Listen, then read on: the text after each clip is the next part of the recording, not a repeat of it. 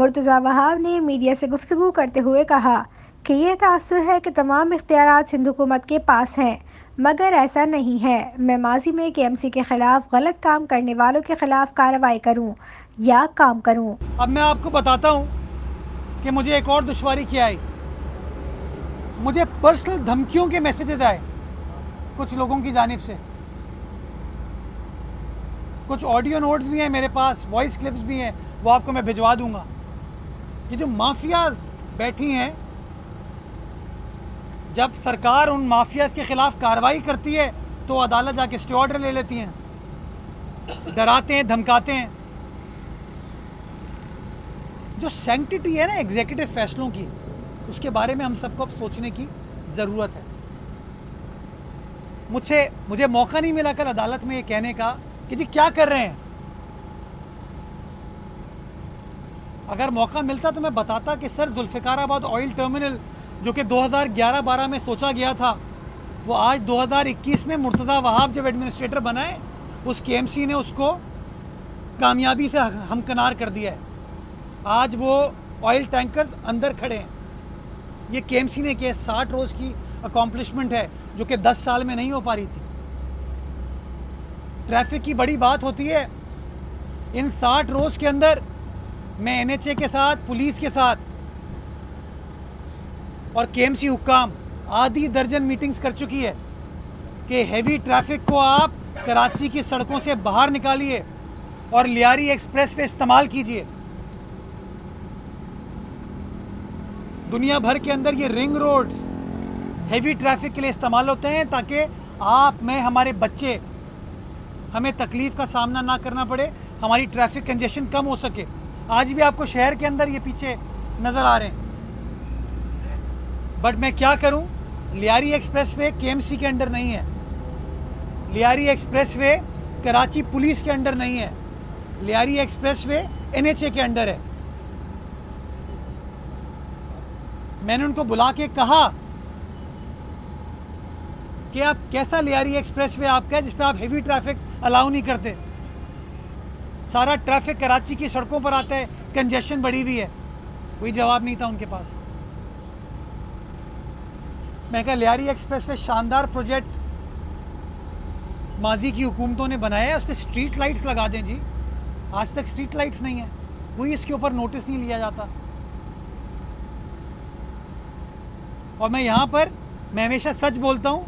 मैं गवर्नर साहब का शुक्रिया अदा करना चाहूँगा, बिकॉज गवर्नर साहब ने भी लियारी एक्सप्रेस मंसूबे को हैवी ट्रैफिक के लिए इस्तेमाल करने की कोशिश की, लेकिन NHA ने उनकी बात भी नहीं सुनी।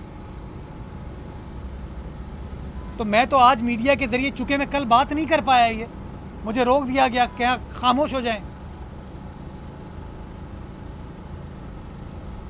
तो इसलिए मैं ये कह रहा हूँ कि ये काम हम कर रहे हैं।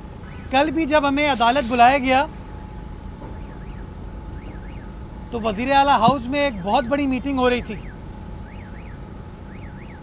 पब्लिक प्राइवेट पार्टनरशिप प्रोजेक्ट्स के हवाले से, जिसके अंदर पाकिस्तान का सबसे बड़ा special economic zone, Dhabeji special economic zone, जिसकी टेंडरिंग का प्रोसेस कंप्लीट हुआ है, उसकी मंजूरी कल वफाकी हुकूमत ने नहीं, सिंध हुकूमत ने दी है।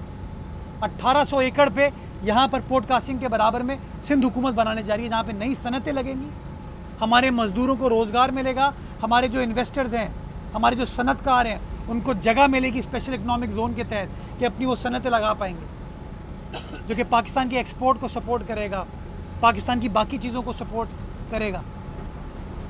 पानी का बहुत बड़ा मसला है। कल जिस वक्त अदालत हमें बुला रही थी, वो मीटिंग ख़त्म करनी पड़ी हमें, तो उस मीटिंग में पब्लिक प्राइवेट पार्टनरशिप बोर्ड ने हब डैम से इजाफी पानी लाने की जो प्रोजेक्ट है उसकी मंजूरी दी। किंजर से इजाफी 65 MJD पानी लाने की मंजूरी दी। डिसैलिनेशन प्लांट, जिस प्रोजेक्ट के ऊपर 5 MJD के प्रोजेक्ट के ऊपर सिंध हुकूमत काम कर रही है, उसके बारे में मशावरत की गई, तफसीलात से आगाह किया गया। ये तकरीबन 100 MJD के मंसूबे हैं जो कि सिंध हुकूमत चाहती है अगले 2 से 2.5 साल में कराची शहर में लगे और कराची वालों को ये पानी मिले। अच्छा, मेरे पास 2 फैसले हैं। या तो मैं कार्रवाई स्टार्ट कर दूं या मैं काम स्टार्ट कर दूं। कार्रवाई करूंगा तो काम नहीं हो पाएगा। मेरा इंटरेस्ट है, मेरा फोकस है काम करना। मैं काम पर फोकस कर रहा हूं और काम करके दिखा रहा हूं। आप सब गवाह हैं कि इन 60 रोज़ में 3 चैलेंजेस आए कराची की इंतज़ामिया को। 3, मुहर्रम, बारिशें, रबीउल अव्वल। और अब इन तीनों चैलेंजेस में कराची की इंतज़ामिया अल्हम्दुलिल्लाह कामयाब हुई। कराची का हर इदारा आपको काम करते हुए नज़र आ रहा था। हर शख्स ने इस बात का एतराफ़ किया। तो कहीं ना कहीं बेहतरी आ रही है और इंशाअल्लाह जो बेहतरी की रविश है इसको इसी तरीके से जारी और सारी रखेंगे। काम करेंगे, कानून के दायरे में रहते हुए काम करेंगे, एहतराम के दायरे में रहते हुए काम करेंगे। मैं आज कराची ज़ू गया हुआ था, हरा, खूबसूरत, नई नई सर्दी स्टार्ट हुई है, खून की है। मैं चाहता हूँ उस कराची ज़ू के अंदर बैनुल अक़वामी तर्ज के रेस्टोरेंट्स हों, एक्टिविटीज़ हों। बट मैं केएमसी से पूछता हूँ तो केएमसी कहती है सर वो डरते हैं काम करते। तो मैं तो चाहता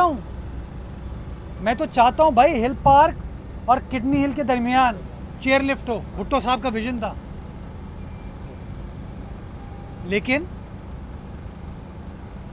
लेकिन काम करने के लिए जहाँ नियत की ज़रूरत है, जहाँ बहादुरी की ज़रूरत है, उसके साथ साथ जो इंटरफेरेंस होती है वो इंटरफेरेंस ना होने की ज़रूरत है। एडमिनिस्ट्रेटर कराची मुर्तज़ा वहाब ने कहा है कि नस्ला टावर गिराने का फैसला अदालत का है।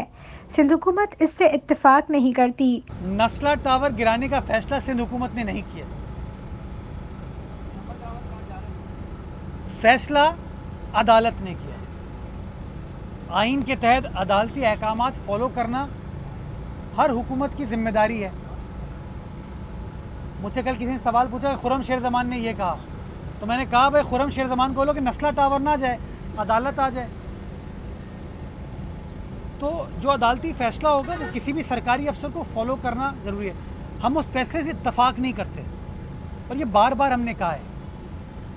जहाँ आपने कहा कि और बहुत सारी चीज़ें गिराने का फ़ैसला किया था, यह आप सवाल मुझसे ना करें, ये भी सवाल आप अदालत से करें कि अदालत ने जो और मुख्तलिफ़ चीज़ों के बारे में फ़ैसले किए थे उनके ऊपर अमल दरामद कब होगा।